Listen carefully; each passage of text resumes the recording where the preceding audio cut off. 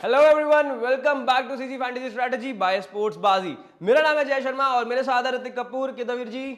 I'm fine, Jay. How are you? All good bro, all good and quite pumped up क्योंकि जो match होने वाला है अगला वो बहुत ही ज्यादा एक्साइटिंग है I'm pumped. और मजा आएगा। और अब तक जो मैचेस हो रहे हैं उनमें भी बहुत मजा आ रहा है बिकॉज हमारी प्रिडिक्शंस बड़ी सही जा रही है यार। मतलब 27 मैचेस में से 22 मैचेस की प्रोडिक्शन एकदम सही गई है और क्या मजे आ रहे हैं। मतलब उस चीज का मेरे को बहुत फायदा हो रहा है स्पोर्ट्स बाजी के ऐप पर भी, वो बड़ा इंटरेस्टिंग है। और उसके साथ ऋतिक, पंजाब वर्सेस राजस्थान का जो मैच था उसके अंदर हमने सैम करन को अपनी फैंटेसी टीम में कैप्टन बनाया था। उसके साथ साथ मैंने उनके ना स्टॉक्स भी ले लिए थे लॉन्ग पे और भाई क्या मतलब मजे आया मेरे को। क्या बताऊं आपको ऋतिक यार, 170 पॉइंट्स दिए हैं उन्होंने। 170 पॉइंट्स दिए और साथ में एक चीज मुझे याद आती है कि कोई ऐसी प्रेडिक्शन मिल जाए इसकी। हाँ, 27 में से 22 मैच जीत रहे हैं, कभी राजस्थान पे लगा रहे हैं, कभी सैम करन को कैप्टन बना रहे हैं। मजे ही मजे, मजे ही मजे, एग्जैक्टली। और ऐसे ही हुआ है और ऐसे ही मजे आप भी ले सकते हैं अगर आप ये पूरी वीडियो देखोगे। और स्पोर्ट्स बाजी के ऐप पे क्या क्या कर सकते हैं, कैसी गेम्स खेल सकते हैं, सब कुछ आपको बताएंगे। और लाइव खेलते खेलते कैसे आप रियल कैश जीत सकते हैं उसके बारे में बात करेंगे। और जाना कहीं नहीं है, सबसे पहले हम बात करने वाले हैं मैच नंबर 30 जो कि हो रहा है आरसीबी वर्सेस एसआरएच का चिन्ना स्वामी के मैदान पे। तो सीधा चलते हैं अब अपने ज्ञानकारी सेगमेंट की तरफ। जी हाँ, और ऋतिक अब बताओ सबसे पहले पिच रिपोर्ट क्या कहती है यहाँ के मैदान की? भाई मुझे हंसी आ रही पिच रिपोर्ट बताते हुए। हंस लो, क्योंकि हंसूंगा तो सही ना मैं पर लेकिन आरसीबी वर्सेस एसआरएच मुकाबला है। पहले खैर पिच रिपोर्ट बता दूंगा, फिर उसके बाद सब साथ में हंसेंगे क्योंकि दर्शक भी हंसेंगे। Of course. पिच है बैटिंग के लिए बहुत बढ़िया। सेकंड इनिंग्स में ड्यू आ जाएगा तो चेज करना ज्यादा प्रेफरेबल रहेगा। 180 प्लस तो यहाँ पर एवरेज फर्स्ट इनिंग स्कोर है, तो हंसी की तो बात है ही है। सामने है सनराइजर्स हैदराबाद की टीम, पावर पैक बल्लेबाजी से भरी हुई टीम, और ये टीम मुंबई इंडियंस के खिलाफ 277 आईपीएल इतिहास का सबसे बड़ा स्कोर बनाकर आ रही है। मुझे तो लग रहा है कि 20 ओवर में 300 ना बना दे जाए। कोई बड़ी बात नहीं होगी, आरसीबी की बॉलिंग यूनिट ऐसी है भाई, मैं कह सकता हूँ कि शायद भाई हो सकता कुछ भी करवा सकती है आरसीबी की बॉलिंग यूनिट। है। एग्जैक्टली। और मतलब कुछ पता नहीं है कि एक्चुअली 300 बन जाए, 250 बन जाए, कुछ भी नहीं पता भाई, सच में बन जाएंगे। और अगर आरसीबी पहले बैटिंग करेगी तो आरसीबी बना सकती है लेकिन सामने से फिर भी लगवा सकती है, कोई बड़ी बात नहीं होगी। और उसके साथ साथ अब हेड टू हेड की बात करवा दो एक बार आप। हेड टू हेड की बात करते हैं तो दोनों के बीच में यानी आरसीबी और एसआरएच के बीच में टोटल मैचेस हुए हैं 23, जिसमें से आरसीबी ने 10 मैचेस जीते हैं और सनराइजर्स हैदराबाद ने 12 मैचेस जीते हैं। एक रहा था no result. Okay, Sunrisers Hyderabad यहाँ पे थोड़ा सा आगे है। अब देखना होगा कि आरसीबी अपनी होम कंडीशंस का अब फायदा उठाती है कि नहीं उठाती है। अब तो उठा लो प्लीज। तो उसके साथ साथ अब वेन्यू स्टैट्स की बात करें एक बार। हाँ, वेन्यू स्टैट्स जरूरी हो जाते हैं बिल्कुल। मतलब वेन्यू स्टैट्स अब क्या ही मतलब सबको कह पता है, दोगे। जग जाहिर चीज है ये तो। वैसे बल्लेबाजी करने वाली टीम अगर मान लो पहले बल्लेबाजी कर ली तो तब भी जीत सकती है, और सेकंड इनिंग्स में बल्लेबाजी कर ली तो उसका ज्यादा एज है। ज्यादा फर्क नहीं, नेक टू नेक फर्क है। मैं एक बार आंकड़े बता दूं। टोटल मुकाबले एम चिन्नास्वामी स्टेडियम बेंगलुरु में टी20 के हुए हैं 89, जिसमें से पहले बल्लेबाजी करने वाली टीम ने जीते हैं 38 यानी 38 मुकाबले। बैट सेकंड यानी चेज करने वाली टीम ने जीते 49 मुकाबले 49। हाँ तो जैसा कि मैं कह ही रहा था कि ज्यादा एज नहीं है, ज्यादा डिफरेंस नहीं है। पहले बल्लेबाजी करे, डिफरेंस तो है, बाद में आप दिखा बता रहे जो अरे नंबरों में डिफरेंस है। सनराइजर्स हैदराबाद चाहे पहले बल्लेबाजी कर ले चाहे दूसरे इनिंग्स में बल्लेबाजी कर ले, तो आपको लग रहा है कि वही जीतने वाली है? मेरे को तो लगता है भाई। प्रेडिक्शंस बताएगी ये तो बाद में, प्रेडिक्शंस के बारे में जब बात करेंगे तो वो देखते हैं प्रेडिक्शंस क्या कहती है। लेकिन उसके साथ साथ देखना होगा कि प्रोबेबल 11 क्या कहती है। कौन सी टीम?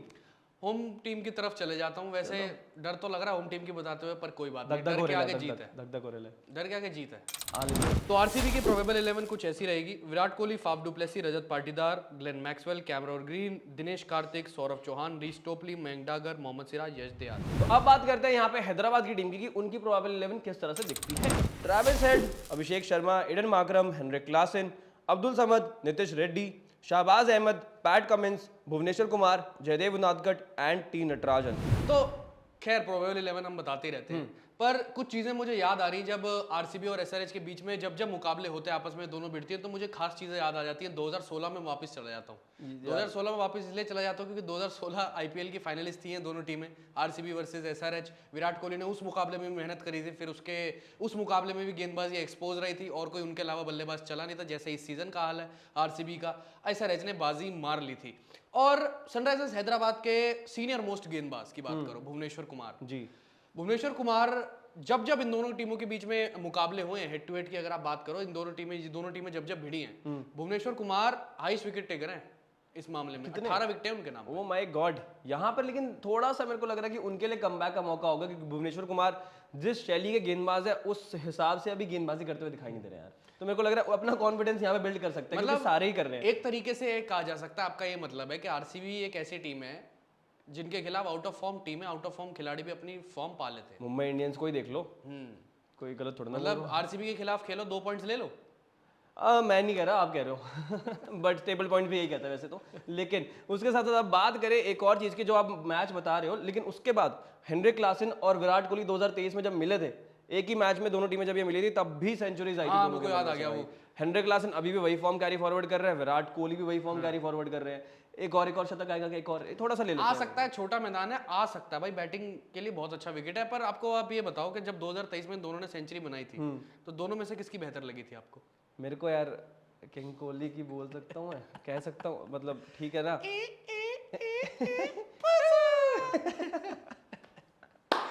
चल अच्छा, तो ऋतिक ये सब बातें तो कर ही रहे हैं कि कौन कौन से प्लेयर चल सकते हैं, आज क्या सेंचुरीज आएगी, तो इन सब की बातें करते हैं अब आज के बाजीगर में कि एक्चुअली कौन कौन से प्लेयर्स परफॉर्म कर सकते हैं और अपनी फैंटेसी 11 में कौन कौन से प्लेयर्स रखने वाले हैं। तो क्लासिक फैंटेसी टीम आप बताओ कौन सी होने वाली आज की? इसका ही मुझे सबसे बेसब्री से इंतजार था Oh कि my कब God. मैं क्लासिक फैंटेसी टीम बताऊं और कौन ऐसे कैप्टन रहे, कौन ऐसे वाइस कैप्टन रहे। तो आरसीबी वर्सेस एसआरएच मुकाबले की फैंटेसी 11 कुछ ऐसी रही। विकेट कीपर्स में हेनरिक क्लासन, बैटर्स में Virat Kohli, Faf du Plessis, Travis Head, Abhishek Sharma, allrounders में Glenn Maxwell, Will Jacks, Aiden Markram, bowlers में मोहम्मद सिराज, रीस टोपले और पैट कमिंस।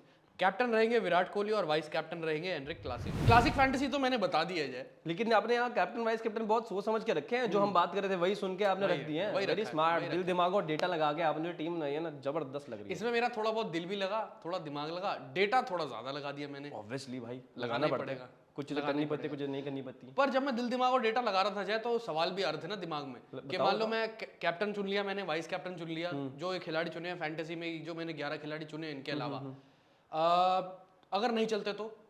Good question. अगर नहीं चलते हैं तो आपको क्या करना है, और आपको क्या करना है वो मैं बताता हूँ। आपको क्या करना होगा बेसिकली, अगर आपको लग रहा है कि यार कोई पर्टिकुलर प्लेयर है जो शायद से आज नहीं चल सकता, आपने टीम में तो रख लिया है, तो आपको बेसिकली क्या करना है कि आप जाके वहां पे स्टॉक खरीद सकते हो उस पर्टिकुलर प्लेयर के, वो भी शॉर्ट में।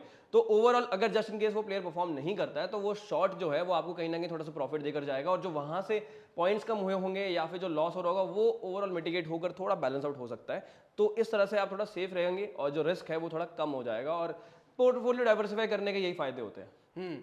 अच्छा, और मान लो कि ये जो मैंने पहली इनिंग की टीम बना ली, नहीं मानता, मानना पड़ेगा क्योंकि मेरा सवाल है तो आपको जवाब देना पड़ेगा। ओके ठीक है, और मान लो पहली इनिंग की टीम मैंने बना ली है, ये अच्छा कर रही है, मेरे खिलाड़ी अच्छा कर रहे हैं, अच्छे खासे पॉइंट्स मिल रहे हैं, अब मुझे आगे भी वैसी ही टीम बनानी है, तो अब मैं क्या करूंगा उस ऐसे करने के लिए? तो अगर आपको भी ऐसी तड़प है कि यार नहीं मुझे और बेहतर करना है और बेहतर करना है, तो यहाँ पे स्पोर्ट्स बाजी के प्लेटफॉर्म पे आपके पास एक और ऑप्शन होता है, जो कि आप सेकंड इनिंग्स में जाके भी अपनी टीम बना सकते हो अलग से। तो फर्स्ट इनिंग्स के हिसाब से आपको लग रहा है कि यार मेरी ये टीम तो अच्छा परफॉर्म कर रही है और आगे पॉइंट्स दे देगी, एक और टीम बना सकते हैं और अपने जो ओवरऑल पॉइंट्स आ रहे हैं उसको एम्पलीफाई कर सकते हैं। तो आपको सिंपली जाके सेकंड इनिंग्स की टीम बनानी है, जो भी उसके अंदर बैटिंग और बॉलिंग करी होगी टीम, उनके बेस्ट प्लेयर्स लेने हैं, ऑप्ट करने हैं, and then captain vice captain choose करने हैं, और उसके बाद वही सिंपल सा फंडा है कि आप पॉइंट जीतते रहे और थोड़ा कैश मिलता रहेगा, और क्या ही चाहिए।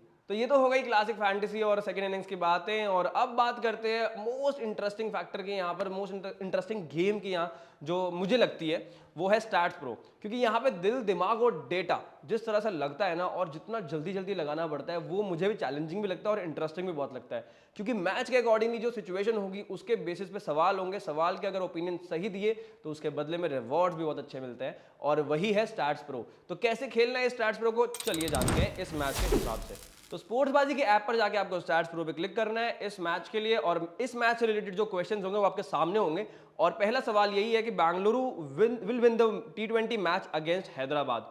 तो अगर आपको लगता है हाँ या ना, जो भी आपका दिल दिमाग और डेटा कहता है, जो हमने ज्ञानकारी सेगमेंट में बातें की हैं और जो भी डेटा के बारे में हमने बातें की हैं, उसके हिसाब से क्या लगता है कि बेंगलुरु यहाँ जीत जाएगी या नहीं जीतेगी? बिकॉज यहाँ पे जो परसेंटेज है ओवरऑल, तो जो हमने बातें की थी उसके अंदर हेड टू हेड में SRH आगे है, कहीं ना कहीं थोड़ा सा डिफरेंस है, ज्यादा नहीं है, लेकिन बैंगलोर अपने घर पे खेल रहा होगा, उसका क्या कोई फायदा मिलेगा, ये एक सवाल रहेगा। उसके हिसाब से आप येस और नो पे अपना ओपिनियन शेयर कर सकते हैं, इन्वेस्ट कर सकते हैं और उसके बदले में रिटर्न पा सकते हैं, रियल कैश एकदम। और उसके बाद सेकंड क्वेश्चन पे चलते हैं, हम नीचे थोड़ा सा जाएंगे तो toss winning team will opt to bat first, I doubt that. Reason क्या है? क्योंकि ऑब्वियसली चेज करना यहाँ पे इजी रहता है, ज्यादा प्रेफरेबल रहता है, और हमने देखा है कि ज्यादा चेज करते हुए टीम्स यहाँ पे जीतती हैं मैचेस, तो मेरे ख्याल से यहाँ पर पहले बल्लेबाजी तो नहीं करेगी टीम, तो मैं तो नो करूंगा यहाँ पे अपना ओपिनियन, बिकॉज जो मेरा एनालिसिस कहता है, जो मेरा दिल दिमाग और डेटा का एनालिसिस कहता है, वो यही कहता है कि भाई नहीं होगा। पहले गेंदबाजी होगी अगर कोई टीम टॉस जीतती है तो। अब थोड़ा सा और अगर हम नीचे स्क्रॉल डाउन करें तो एक और सवाल आता है, team batting first will score 187 और मोर रन्स इन 20 ओवर्स।